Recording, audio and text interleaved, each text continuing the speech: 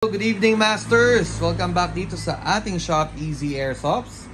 As you can see, ito yung mga bagong dumating nating units dito sa ating store. So, these units will be available din sa ating mga branches.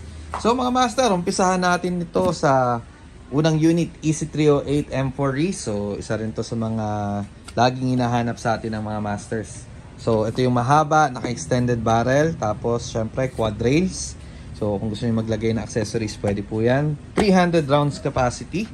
And, of course, nasa 400 plus FPS. And John Wick, EC855 na black. Ayan, makikita nyo. Taran Tactical Innovations. Diba? Mayroon pang markings. So, napaka-pogi niyan, mga master. And, of course, EC603 MK18 na black. Ayan, 603. So, mga 9.5 inches yung kanyang range or 9 inches. 603 black po ang ganitong unit. And kung gusto niyo yung short, medyo compact ng konti, mas maikli, CQB, si EC302 M4 CQB. Ayan, mga master. So this is the ENC units na mga dumating sa ating store.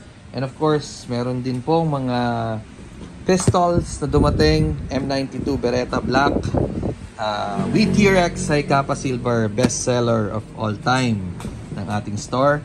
WIG Glock 19 Gen 3 na black. And of course, Tanggol Gun WE 1911 Floral or aka Drug Lord. Okay? So ayan, mga master. Yan yung mga units na dumating. Pahabol natin ang Dibel VSR 10 set na black. Set na black po yan, mga master. So kung may nagustuhan po kayo, mag-PM, mag-message na kayo sa aming page, Easy Airsofts.